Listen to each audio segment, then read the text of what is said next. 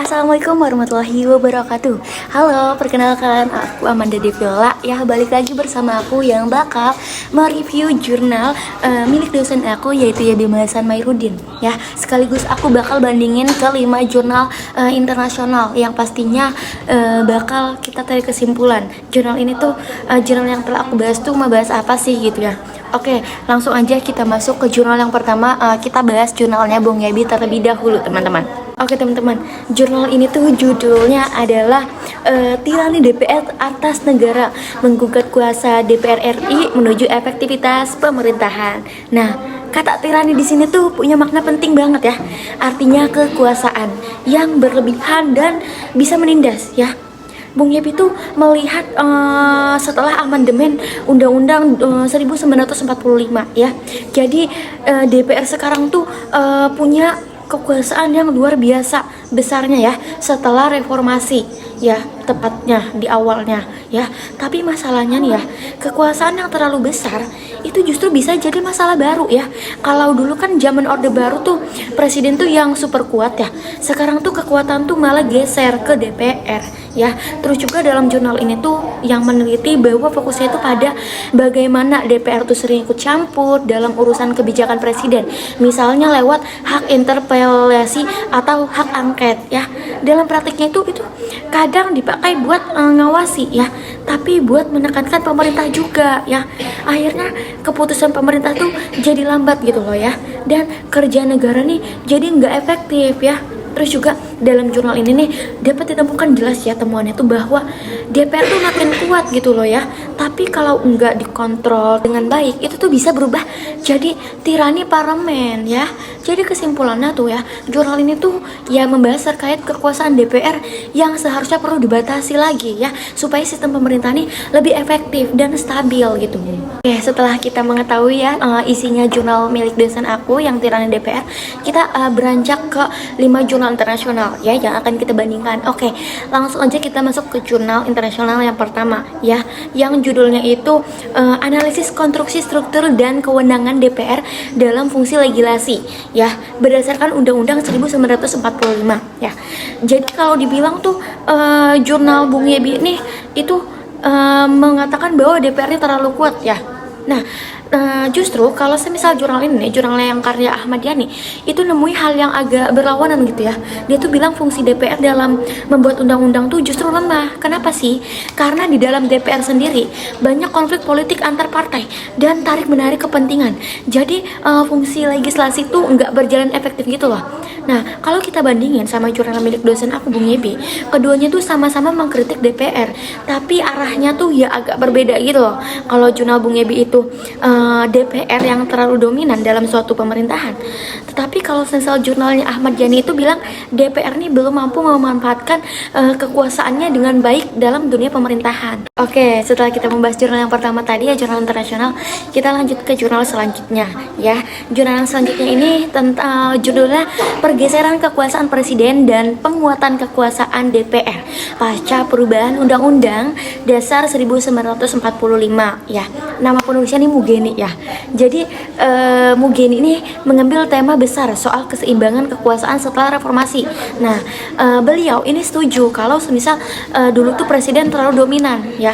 Tapi setelah Undang-Undang Dasar 1945 diubah, kekuasaan itu malah bergeser ke lebih dominan DPR gitu. Bahkan bisa dibilang DPR-nya terlalu berlebihan gitu ya. Ya tuh pakai istilah excessive legislative power ya, yang maksudnya tuh kayak kekuasaan DPR ini sudah kelewatan batas gitu loh. Check and balance ya, check and balance ini udah batas ya, kelewatan batas check and balance. Ini tuh mirip banget sama gagasannya pendapatnya milik Bung Yebi dalam jurnalnya tirani DPR ya. Bedanya Bung Yebi tuh ngomong dengan gaya yang lebih kritis gitu ya, dan retoris gitu ya. Sementara Mugeni, ini penulis Mugeni ini menjelaskan lebih akademis. Oke teman-teman, kita langsung masuk ke jurnal selanjutnya ya, yang bakal kita bandingkan lagi. Nah, jurnal selanjutnya ini judulnya itu adalah Rejim Eksekutif Heavy dalam Penyelenggaraan Pemerintahan Daerah Ibu Kota Nusantara. Nah, mereka tuh membahas tentang badan otorita IKN yang dikasih wewenang besar banget, ya. Tapi nggak punya DPRD sebagai pengawas daerahnya. Artinya ya, jadi di IKN itu kekuasaannya penuh ada di tangan eksekutif atau presiden lewat kepala otoritas. Nah, ini tuh disebut sebagai potensi munculnya eksekutif hifi, ya.